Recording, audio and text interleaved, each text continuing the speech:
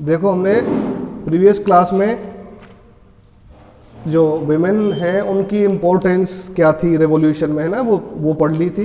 किस तरह से उन्होंने अपने राइट्स के लिए उन्होंने किस तरह से पार्टिसिपेशन किया था और उनकी क्या भागीदारी थी इस रेवोल्यूशन में। उसके बाद हम पढ़ेंगे कि पेज नंबर 20 पे बेटा द एवोल्यूशन ऑफ स्लेवरी, है ना। अब क्या था, एवोल्यूशन माने समाप्ति, और स्लेवरी मीन्स दास्ता, है ना। तो गुलामी का अंत किस तरह से हुआ था, तो देखो क्या हुआ था। One of the most revolutionary social reforms of the Jacobin regime was the evolution of slavery in the French colonies, है ना। जो सबसे बड़ा क्रांतिकारी सामाजिक सुधार हुआ था वो क्या था, जो फ्रेंच की कॉलोनी थी वहाँ पे, इट मीन्स फ्रांस में दास्ता का अंत हो गया, दास्ता का पूरी तरह समापन हो गया था इस क्रांति की वजह से।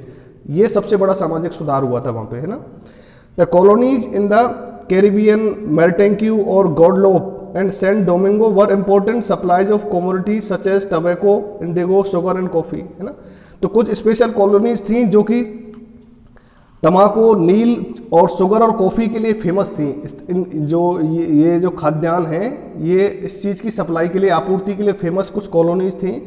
लेकिन जो the reluctance of European to go and work in distance in unfamiliar land mean the shortage of labour on the plantation. लेकिन अब क्या था, यूरोपियंस इससे संबंधित कुछ लोगों को जैसे दूर अपने वर्क पे जाने के लिए, और जहाँ से वो अनफेमिलियर लैंड्स थे, अपरिचित भूमि पर जाना, उनके लिए एक तरह से लेबर की शॉर्टेज थी एक तरह से, ठीक है ना। इस तरह से this was met by a triangular slave trade between Europe, Africa and the Americans.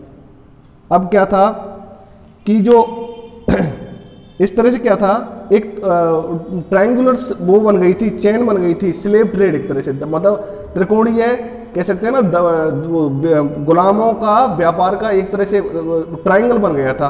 क्या करते थे कि जैसे किसके बीच में, यूरोप, अफ्रीका और अमेरिका के बीच में, है ना। The slave trade began in the 17th century. जो स्लेव व्यापार है 17वीं शताब्दी में शुरू हुआ। अब इसमें सबसे बड़ी जो शॉर्ट कमिंग्स क्या थी कि इस टाइम पीरियड पे यहाँ पे जब और सारी चीज़ें तो अच्छी हो रही थी, लेकिन एक सिस्टम ऐसा शुरू हुआ कि जो कहते हैं ना, जैसे गुलामों का व्यापार शुरू हो गया था, आदमियों की खरीद फरोख्त शुरू हो गई थी। वहाँ पर क्या करते थे, जैसे बड़े व्यापारी थे तो वो समुद्र के जरिए अफ्रीका, अमेरिका और फ्रांस से जो कनेक्टिविटी थी, वहाँ पर क्या होता था कि जो अफ्रीका में इकोनॉमिक कंडीशन बहुत ज़्यादा ख़राब थी, तो वहाँ से क्या करते थे, जो यूरोपियन जो ट्रेडर्स थे वो वहाँ से जो स्लेव्स थे उनको वहाँ से खरीदते, वहाँ से लेके आते, उन्हें कम मजदूरी पर, कम वेजेस पे उनसे काम करवाते, और फिर उन्हें आगे अमेरिका में या वहीं पे क्या कर देते थे, बेच देते थे उन पे, ठीक है ना। इस तरह का सिस्टम बना था। इस तरह से मतलब इन तीनों देशों के बीच में ट्रायंगुलर स्लेव ट्रेड स्थापित हो गया था। अब क्या हुआ, ये 17वीं शताब्दी में शुरू हुआ। French merchants sailed from the ports of Bordeaux और Nantes to the African coasts where they bought slaves from local Chieftains branded and shackled the slaves were packed tightly into ships for the 3 months long voyage across the Atlantic to the Caribbean। अब क्या था, जो Africa के तट के किनारे बसे हुए जो टापूज थे, है ना, अफ्रीकन जो कंट्रीज थी छोटी छोटी, वहाँ से वे जो ये आपके यूरोपियन ट्रेडर्स थे वो स्लेव्स को खरीदते थे, उन्हें अपने जहाज़ पर, जो कि एक लंबी यात्रा होती थी कम से कम 2 से 3 महीने की, उस पर वहाँ उन्हें बंधक बना कर रखते थे और उसके बाद आगे उन्हें बेच दिया करते थे, ठीक है ना। अब they were sold to plantation owners the exploitation. अब जो वहाँ पर प्लांटेशन है ना, प्लांटेशन ओनर्स जो थे वहाँ उनको बेचा जाता था।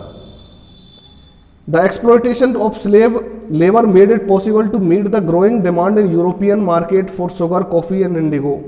Port cities like Bordeaux and Nantes owed their economic prosperity to the flourishing slave trade.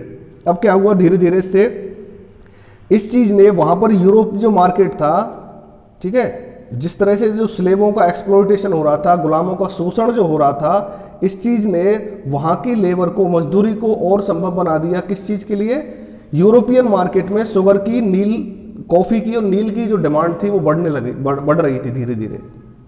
Port cities जो थी, जैसे तटवर्तीय जो शहर थे, जैसे लाइक बोर्डोक्स और नैंटाइज वो थे, उनमें इकोनॉमिक प्रॉस्पर्टी थी, है ना। वो क्या है, जो आर्थिक रूप से समृद्ध शहर थे, जो तटवर्ती जो सिटीज़ थी कुछ, वो आर्थिक रूप से समृद्ध थे, और उनमें भी जो ये व्यापार, जो गुलामों का जो व्यापार था वो धीरे धीरे बढ़ रहा था, ठीक है ना।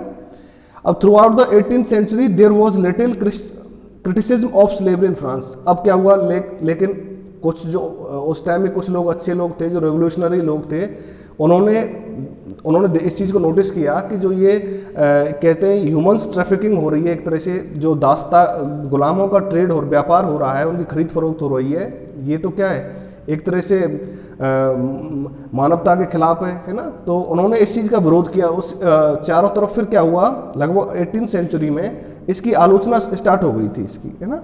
The National Assembly had long debate about whether the rights of man should be extended to all French subjects including those in the colonies. अब इस चीज़ पर, है ना, जो ह्यूमन ट्रेड था, जो स्लेव ट्रेड था, इसके ऊपर नेशनल असेंबली में इस चीज़ को नोटिस किया गया और एक लंबी बहस हुई इसके ऊपर, ठीक है, कि मनुष्य के जो राइट्स हैं, उनके अधिकार हैं, उनको और बढ़ाया जाना चाहिए, है ना।